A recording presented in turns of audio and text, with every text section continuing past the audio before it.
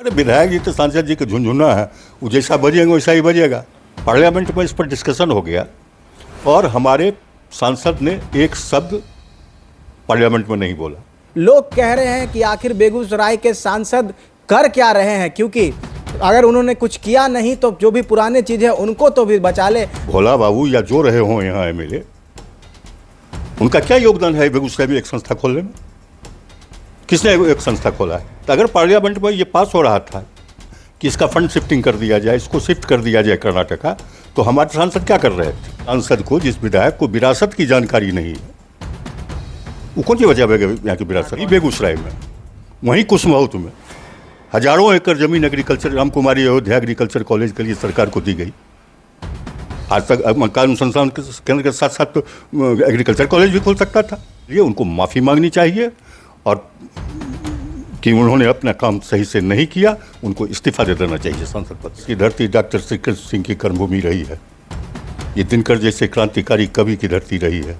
ये अयोध्या प्रसाद सिंह, हीरा बाबू, विश्वनाथ सिंह शर्मा, अनार देई, उमर साहब जैसे लोगों के प्रगति का यहाँ हुआ है, किसी जनप्रतिनिधि की बदौलत नहीं हुआ है। इसलिए बेगूसराय आज भी सक्षम है। उसके अधिकार को छीनने का अगर प्रयास करने में भाजपा सहयोगी होगी तो भाजपा के हाथ से सत्ता छीनने में बेगूसराय की जनता पीछे नहीं रहेगी। तो देख सकते बेगूसराय के सांसद और विधायक जो है बेगूसराय के लिए अब तक कुछ दिया नहीं है, तो कम से कम जो बचा हुआ है उनको तो बचा ले। जी हाँ, हम बात कर रहे हैं मक्का अनुसंधान केंद्र जो कि कुशमहोत के पास है। वो अभी सोशल मीडिया पर काफ़ी वायरल जो है ये खबर है, जहां पर कहा जा रहा है कि जो मक्का अनुसंधान केंद्र है वो जो है कर्नाटक चला जाएगा और जो भी विरासत जो बेगूसराय को मिली है वो भी विरासत जो है उठ के यहाँ से चले जाएगी। बड़े कठिनाइयों से जो है ये सब चीज़ मिलती है, लेकिन बेगूसराय के सांसद और विधायक जो है इनको रोकने में कहीं ना कहीं नाकाम नज़र आ रहे हैं, जिसके बाद पूरी जो बेगूसराय की जनता है, जितने भी युवा हैं, जितने भी किसान हैं, किरकिरी सा माहौल मच गया है। जहाँ पर हालांकि यहाँ पर बहुत सारे स्टेटमेंट भी नेताओं का आना शुरू हो गया है और यहाँ से लेकर दिल्ली तक जो है वर्तमान के जो विधायक हैं जो कि नगर के हैं वो तो सिर्फ सदन में आवाज़ उठाते हैं, लेकिन कमबख्त उनकी आवाज़ कोई सुनता ही नहीं है, क्योंकि उनका जितने भी मांग रहता है कहीं ना कहीं वो सुनी ही नहीं जाती है। तो हमारे बीच कांग्रेस के वरिष्ठ नेता अनिल कुमार सिंह जी हैं, ये बताएंगे कि आखिर ये मक्का अनुसंधान केंद्र है क्या और ये कब लगभग बना था और किस तरह से यहाँ के राजनेताओं जो हैं कुछ देते नहीं हैं तो लेकिन बचा भी नहीं पाते हैं। सिर्फ मार्क्स की बात नहीं है, ओवरऑल डेवलपमेंट भी जरूरी है, क्योंकि कल के लीडर्स आज के क्लासरूम में ही बनते हैं। वर्ल्ड व्यू एकेडमी में हम सिर्फ पढ़ाई नहीं करवाते बल्कि एक फाउंडेशन तैयार करते हैं जो आज के बच्चों को कल के लीडर्स बनाता है। आपके बच्चे डिजर्व करते हैं बेस्ट अपॉर्चुनिटीज। एडमिशंस ओपन है, तो विजिट करें आज ही और अपने बच्चे के बेहतर कल की आज से एक सही शुरुआत करें। मक्का अनुसंधान केंद्र जो यहाँ बना बेगूसराय में 97 में उसकी स्थापना हुई, चूँकि उस क्षेत्र का जो ज़मीन है, कई साइंटिस्टों ने इसके बारे में दिया है कि मक्का के उपज के लिए वो ज़मीन बहुत ही अच्छी ज़मीन है। और आज ही आपने देखा होगा बेगूसराय भास्कर में फर्स्ट न्यूज़ है कि कुशमहोत का मक्का अनुसंधान केंद्र जो है उसके द्वारा जो रिसर्च से बीज तैयार किया गया, उस बीज का सबसे ज़्यादा अच्छा रिजल्ट कर्नाटक के ज़मीन में हो रहा है, उड़ीसा के ज़मीन में हो रहा है और अदर स्टेट के ज़मीन में हो रहा है। तो ये बहुत सक्सेस प्रोजेक्ट है बेगूसराय का और यहाँ के किसानों को बहुत लाभ की उम्मीद थी। आप उसी न्यूज़ में देखिएगा कि 40 एकड़ ज़मीन में ही ये रिसर्च बीज तैयार करते हैं, जबकि कुशमहोत में ज़मीन की उपलब्धता इतनी ज़्यादा है कि अगर मक्का अनुसंधान केंद्र चाहे तो इसी कुशमहोत गांव में एपीएस ट्रस्ट की हजारों एकड़ ज़मीन पर्चे में बांटा गया है, जो एपीएस ट्रस्ट ने सरकार को दिया था। अगर उन पर्चेधारियों को की ज़मीन को अनुसंधान केंद्र उसके ज़मीन में अनुसंधान करके बीज तैयार करे तो बहुत बड़े पैमाने पर यहाँ बीज तैयार किया जा सकता है और यहाँ के किसानों को तो लाभ होगा ही और देश के भी किसानों को अच्छे बीज की उपलब्धता रहेगी और रिसर्च में कोई कमी यहाँ है नहीं। अब तो वो ठीक है जा रहा है। अब सवाल ये है कि इसको शिफ्ट क्यों किया जा रहा है। कोई संस्था है ठीक से काम नहीं कर रहा है, उसको जितना करना चाहिए उतना हो नहीं पा रहा है, जितना उसको ज़मीन चाहिए साधन चाहिए उपलब्ध नहीं है, तब उसके शिफ्टिंग की बात होती है। इसको क्यों शिफ्ट किया जा रहा है ये समझ से परे है। अच्छा। और समझ से परे ही नहीं, बेगूसराय के लिए और बिहार के लिए ये अत्याचार है। अच्छा। और संयोगवश अभी दो टर्म से यहाँ बीजेपी के ही सांसद हैं, और बीजेपी के सांसद के रहते पार्लियामेंट में ये पास हो गया, पार्लियामेंट में इस पर डिस्कशन हो गया, और हमारे सांसद ने एक शब्द पार्लियामेंट में नहीं बोला। अगर अब वो ये कहते हैं कि हम 17 जनवरी को चिट्ठी लिखा है, 15 जनवरी को चिट्ठी लिखा है, तो ये तो पागलपन की बात कर रहे हैं। विधायक जी भी कह रहे हैं वो कि उनकी ड्यूटी थी। एक सांसद क्या है, वो बेगूसराय का जनप्रतिनिधि है, और बेगूसराय से संबंधित जो समस्या पार्लियामेंट में आ रहा है, तो अगर पार्लियामेंट में ये पास हो रहा था कि इसका फंड शिफ्टिंग कर दिया जाए, इसको शिफ्ट कर दिया जाए कर्नाटका, तो हमारे सांसद क्या कर रहे थे।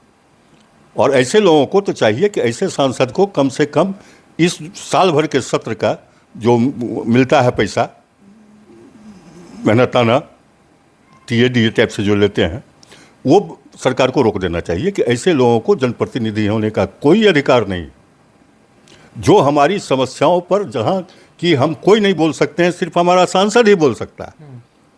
एक ही आदमी के पास वो राइट रिजर्व है, और उसने उस अधिकार का उपयोग नहीं किया जो अधिकार बेगूसराय की जनता ने उनको दिया था।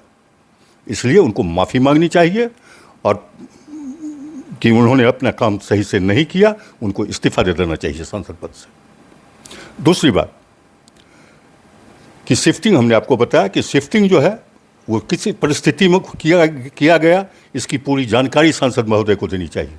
उनको तो पता था 2 साल 3 साल होने चाहिए। उनको जानकारी देनी चाहिए कि क्यों शिफ्टिंग हो रहा है, सरकार क्यों ऐसा कर रही है। अगर कोई मजबूरी थी, कोई लाचारी थी, किसी के फंड की वजह से, किसी दिक्कत से यहाँ उसके डेवलपमेंट का उपाय नहीं था, इसको संस्था को यहाँ चलाया नहीं जा सकता था, तब शिफ्ट किया जा सकता था। इसलिए इनका जो आधार है, ये आधार इनको बताना पड़ेगा, और ये बताने में असमर्थ है, क्योंकि इनको कोई मतलब नहीं है बेगूसराय से। विधायक जी कह रहे हैं क्या कि ये सब बस कंट्रोवर्सी है, ये सब सिर्फ ध्यान भटकाया जा रहा है जनता को, चुनाव नज़दीक है विधानसभा को, स्थानीय विधायक कह रहे हैं। अरे विधायक जी तो सांसद जी के झुंझुना है, वो जैसा बजेंगे वैसा ही बजेगा। अच्छा। इस पर हमको कुछ कहने की पोस्ट भी आया, दोनों बैठ के बता रहे हैं कि नहीं ये मतलब फोटो लगा के कि। अच्छा, सांसद जी तो जवाब देते थे संसद में बोलने के लिए, इनका तो कोई रोल है नहीं इसमें। अब वो झुंझुना है तो अपना वो तो बजेंगे, झुंझुना है ना। तो ऐसे कोई भी कार्य यहाँ पर नहीं हो रहा। देखिए लोग का कहना है कि कुछ तो मिलता नहीं है, कम से कम जो भी विरासत है उसको तो बचा लें। अरे विरासत को बचाने का यहाँ सवाल कहाँ उठता है, विरासत की जानकारी ही नहीं है। जिस सांसद को, जिस विधायक को विरासत की जानकारी नहीं है, वो कौन सी बचावेगा यहाँ की विरासत। कॉलेज है ना कुछ है यहाँ पे, यहीं बेगूसराय में, वहीं कुशमहोत में हजारों एकड़ जमीन एग्रीकल्चर, राम कुमारी अयोध्या एग्रीकल्चर कॉलेज के लिए सरकार को दी गई।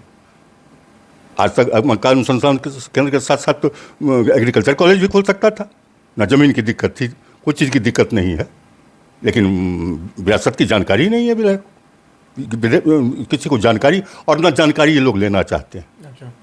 बेगूसराय में आज कोई शिक्षण संस्थान, चाहे आयुर्वेदिक कॉलेज हो, जीडी कॉलेज हो, ये जितने भी संस्था हैं, कोऑपरेटिव कॉलेज हो, महिला कॉलेज हो, इंजीनियरिंग कॉलेज हो, इस सांसद और विधायक का इसमें क्या लेना, इन लोगों ने क्या किया है।